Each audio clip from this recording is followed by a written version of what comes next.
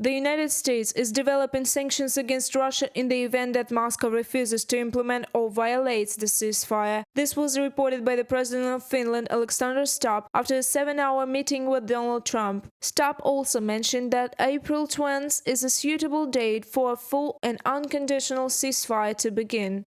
We discussed this with President Trump and Senator Lindsey Graham, the architect of the sanctions package. Trump's patience is running out. He is very impatient with Russia's actions, with this conspiracy, and the delay in the ceasefire. I tried to explain that this is typical Russian behavior. First, you reach an agreement, and then they set new conditions. I saw some of the sanctions, and if they materialize, they will have a very significant impact. Alexander Stubb, President of Finland in London press conference. According to Stubb, he made it clear to Trump that Russia only understands power, and for this, powerful sanctions are necessary, as well as using frozen Russian assets to support Ukraine. After the meeting with Donald Trump, Stubb shared results with President of Ukraine Volodymyr Zelenskyy. The leaders of the two countries discussed security guarantees for Ukraine, which are considered one of the key conditions for ensuring long-term peace for Kiev. Meanwhile, Trump told journalists that he had set a psychological deadline for Putin to stick to the ceasefire. As reported by NBC News, Trump was injured by a recent statement from the Kremlin head, who claimed that a transitional government under the leadership of the UN, the USA, and the EU should be established in Ukraine, which could effectively remove Zelenskyy from power. The United Nations, Washington, and the Brussels rejected this proposal, affirming that the legitimacy of Ukraine's government is unquestionable. President Donald Trump stated that he would impose secondary tariffs on 25% on all oil if he deems that Moscow is hindering his efforts to end the war in Ukraine.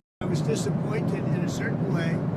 Some of the things that were said over the last day or two having to do with Zelenskyy, because when he considers Zelenskyy not credible, he's supposed to be making a deal with him, whether you like him or you don't like him. So I wasn't happy with that. But I think he's going to be good.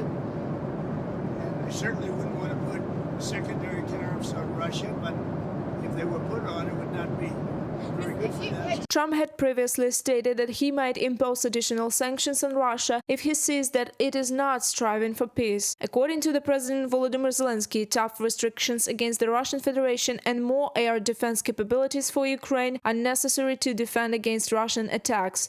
We need diplomatic success, which is essential for everyone except Putin. Therefore, pressure must be applied to him for the success of diplomacy and to save lives. We already have the American proposal for an unconditional ceasefire, and in response to this, daily, we face Russian drones, bombs, artillery shelling, and ballistic missiles. Russia deserves more pressure, all the tough steps that can break its ability to fight and maintain the system that wants nothing but war. Sanctions against Russia are needed. More air defense for Ukraine is needed. More cooperation and unity among all partners are necessary. Ukraine has irrefutable evidence of Russian strikes on energy infrastructure, said President Volodymyr Zelenskyy. Every night, Russia sends dozens of drones to densely populated residential areas of major cities. Civilians are suffering, and civilian and energy infrastructure is being damaged. No military objectives, only terror against civilians. Dozens of them were injured, including children.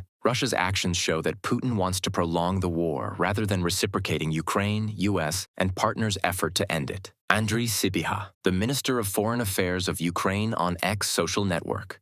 The United States will conduct consultations with Saudi Arabia, Turkey, and European countries regarding the monitoring of the partial ceasefire regime, reported the President of Ukraine Zelenskyy. This is a key issue, he believes. Moscow is flagrantly violating the agreements and at the same time blames Kiev for the violations. The USA and the EU have real leverage to stop the war, reported by Alexandra Zaslavets, Victoria Smirnova, UATV News. The European Union will only consider lifting restrictions on the aggressor state if it fully withdraws its troops from Ukrainian territory, French President Emmanuel Macron stated following a summit of European leaders in Paris.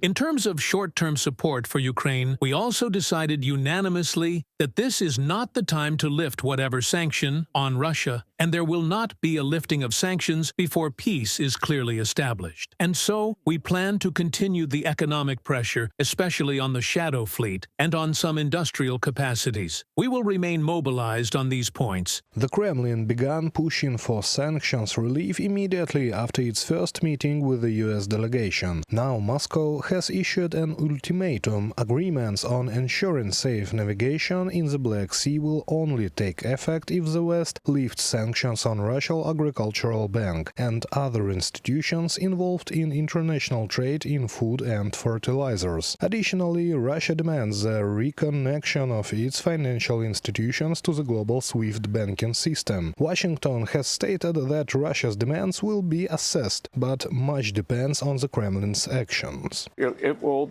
be determined by Russian leadership's next moves, whether the sanctions go up or down. And President Trump, I think, would not hesitate to raise the sanctions if it gives him a negotiating advantage. Ukrainian President Volodymyr Zelenskyy believes that any relaxation of sanctions would only lead to further demands from Russia. On the contrary, he argues that increasing pressure on Moscow is the only way to achieve meaningful results. We hope and believe that the U.S. will have the strength to force Vladimir Putin into an unconditional ceasefire. Sanctions against Russia must remain in place and be strengthened for as long as the Russian occupation continues. The European Union has also rejected Russia's demands. According to a statement from the European Commission, lifting sanctions on the aggressor would grant Moscow yet another advantage. German Chancellor Olaf Scholz warned that making concessions to the Kremlin would be a serious mistake. Meanwhile, the UK Prime Minister Keir Starmer confirmed that Ukraine's partners are working to tighten restrictions on Russia to strengthen Kiev's negotiation position. Second, complete clarity that now is not the time for lifting of sanctions. Quite the contrary, what we discussed is how we can increase sanctions to support the US initiative to bring Russia to the table through further pressure from this group of countries. According to EU Observer, citing European diplomats, the EU and its allies are working on a 17th package of sanctions, with proposals likely to be presented by early summer. However, sources caution that it is too early to set a firm timeline. A fourth diplomat voiced caution on the timing, saying it's too speculative at this point. We have to see how the U.S.-Russia-Ukraine peace talks unfold. From EU Observer publication. The previous 16th package of sanctions included 83 measures targeting 48 individuals and 35 entities responsible for actions undermining or threatening Ukraine's territorial integrity, sovereignty and independence. The sanctions included 74 more vessels of the Russian Shadow Fleet. In addition, the EU for the first time imposed a ban on transactions with credit and financial institutions established outside Russia that use the financial messaging system of the Bank of Russia. It also disconnected 13 Russian banks from the SWIFT payment system. Brussels expanded the list of under-sanctioned goods and suspended the broadcasting licenses of 8 Russian propaganda media outlets in the EU. The 16th package also included additional restrictions on Russia's ally Belarus. Reported by Serhiy Kulas, Andriy Dmitrenko, UATV News.